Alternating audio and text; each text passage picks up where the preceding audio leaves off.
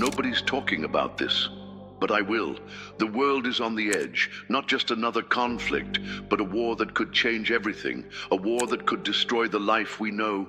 You've heard the rumors, the headlines scream about it every day, but the truth is darker, more complicated, more dangerous, because this isn't just about bombs or armies, it's about power, control, fear, manipulation. And if you think this is just another news story, you haven't seen what's really happening behind closed doors. You've probably noticed it. The world feels unstable, more than ever before. Tensions are not just rising, they're boiling, and the cracks in the global order are no longer invisible. Look at the headlines. Look beyond the noise. Wars are already happening, but nobody dares to call them by their real name. Russia, Ukraine, a conflict that has already destabilized Europe and continues to escalate. A war that dragged NATO into a direct confrontation it's desperately trying to avoid, but quietly preparing for. China, flexing its military power over Taiwan, simulating invasions, threatening to rewrite the balance of power in the Indo-Pacific. A conflict that would pull in the United States, Japan, Australia, and spiral into something uncontrollable. Iran and Israel, two nations locked in a shadow war. That's no longer in the shadows. Drone strikes, cyber attacks, nuclear threats, a single wrong move, and the entire Middle East could ignite like dry gasoline. North Korea, firing missiles into the ocean like warnings carved into the sky, testing weapons that could hit major cities. Unpredictable, irrational, a wild card that no one knows how to control. And behind all of this, the United States, the empire desperately trying to maintain its global dominance, fighting not just one enemy, but an entire coalition forming against it. Russia, China, Iran, North Korea. A new axis is rising. Not officially, not through signed agreements, but through mutual interests, shared enemies, and a common goal: to dismantle the current world order, to break the hegemony that has ruled since World War II. But that's just the surface.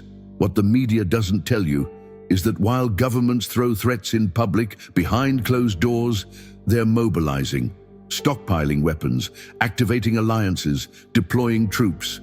Massive military exercises are happening worldwide, simulating scenarios that just a few years ago were considered impossible. Russia and China running joint naval operations, NATO deploying thousands of soldiers to Eastern Europe, the United States increasing its military presence in the Pacific, Israel preparing for a multi-front war. And while the mainstream media keeps you distracted with irrelevant scandals, the pieces are moving, the board is being set. The truth is brutal.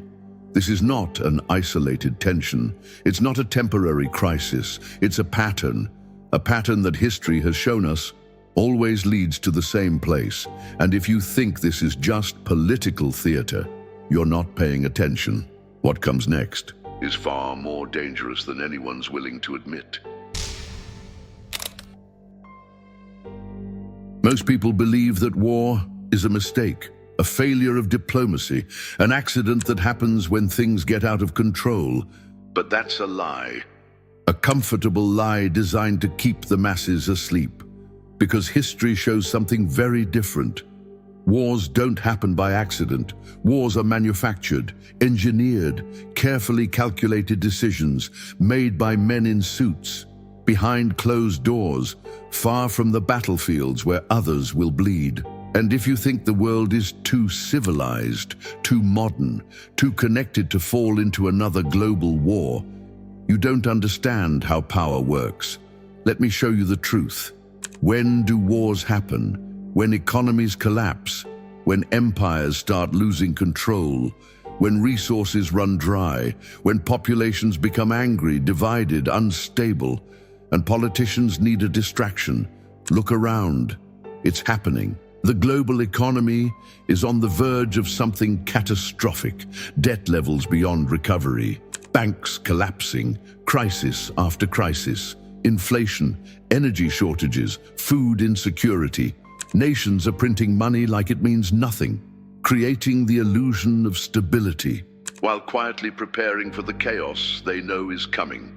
And here's the pattern that history never fails to repeat. When empires crumble, they don't go quietly. They drag the world with them. The Roman Empire did it. The British Empire did it. And now, the American Empire stands exactly where every dying superpower has stood before losing influence, losing economic dominance, losing control over the narrative. And when that happens, there are only two options: collapse or war. Because war resets the game.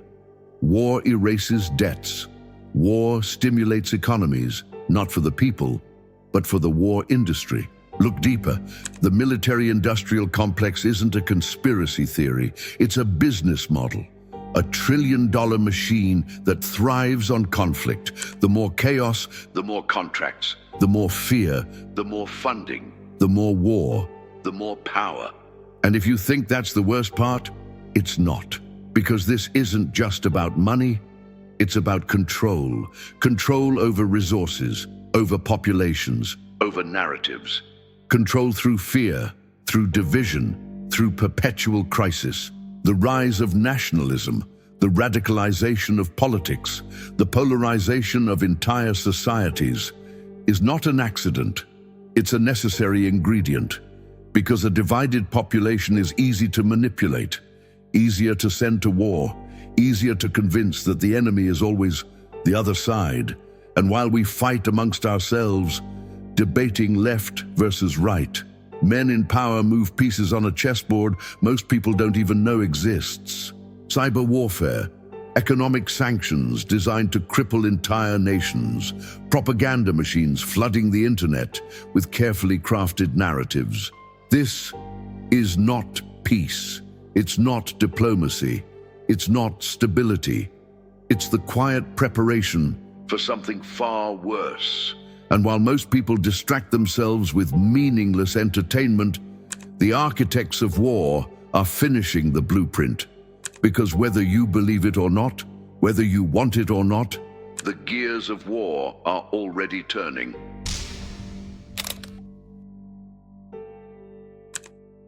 Forget everything you think you know about war. Forget the movies. Forget the history books. Forget the images of trenches, tanks, and soldiers charging across battlefields. Because the next war won't look like anything you've seen before World War III. Won't be fought just with guns and bombs. It won't start with an official declaration or a dramatic speech broadcast to the world. It will start silently, invisible, without warning. A single line of code could shut down an entire country's power grid. No electricity, no internet, no communication. Chaos in hours. Banks frozen. Markets collapsed. Hospitals offline. Airports paralyzed. Water systems disabled. That's the first stage. Cyber warfare, invisible bullets that don't kill instantly, but dismantle society piece by piece. There'd be the information war, floods of fake news, deepfakes, false flags, entire populations manipulated in real time.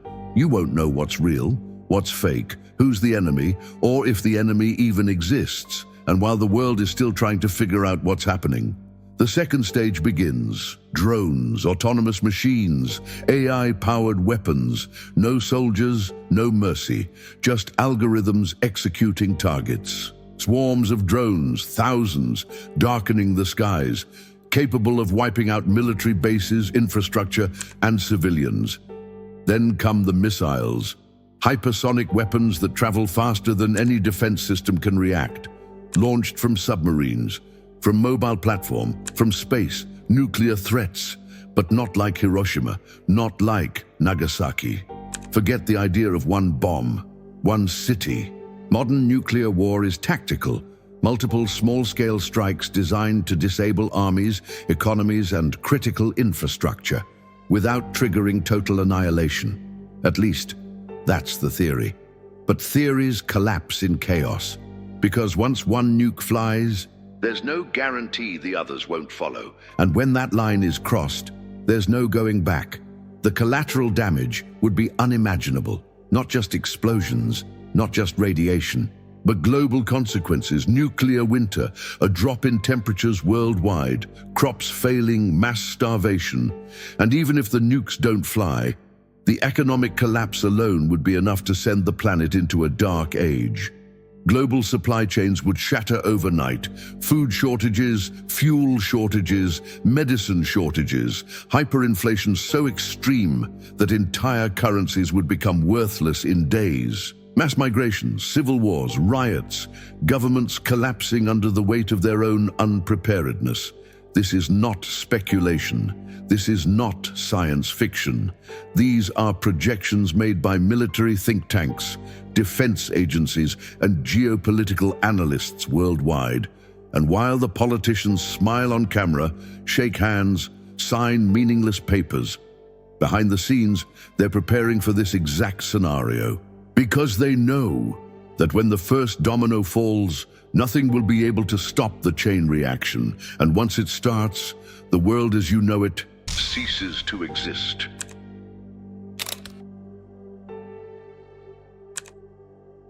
Most people still believe that this won't happen, that it's just fear-mongering, that somehow someone will stop it before it's too late. But here's the uncomfortable truth no one wants to admit.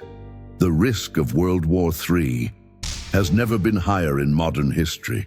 Not because the world is full of irrational leaders, but because it's full of rational actors, making cold, calculated decisions based on power, resources, and survival. Look at the signs. The cracks in the system are no longer hidden. The global economy is breaking. Supply chains are fragile. Energy shortages are spreading. Debt is unsustainable. Populations are angry, divided, radicalized. And historically, this is exactly what the world looked like, right before every major war in human history. But this time, it's worse. Because we're more connected, more interdependent, and yet more divided than ever. Every crisis is global. Every decision has ripple effects across continents. Every enemy is just a trigger away from becoming a global catastrophe.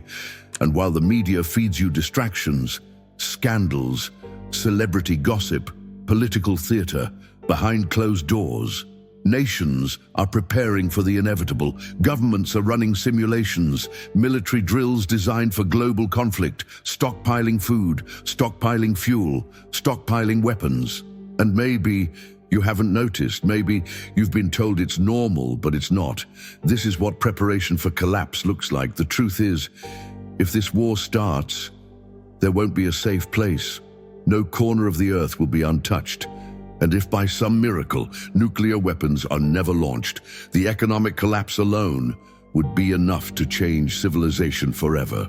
Hyperinflation, famine, mass migrations, civil unrest on a scale never seen before, governments falling like dominoes, societies fracturing, cities burning.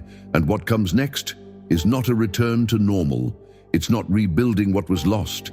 It's not hitting restart. It's a new world, a world shaped by those who survive, a world where the rules are rewritten by those strong enough or ruthless enough to survive the collapse. The empires you know today, the currencies you use, the governments you trust, all of it could disappear.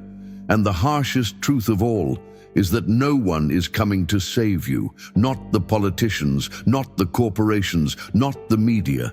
Because in the end, every system is designed to protect itself, not you. And if history repeats itself like it always does, then the only real question left to ask is simple: will we survive this? And if we do, what kind of world will be left when it's over?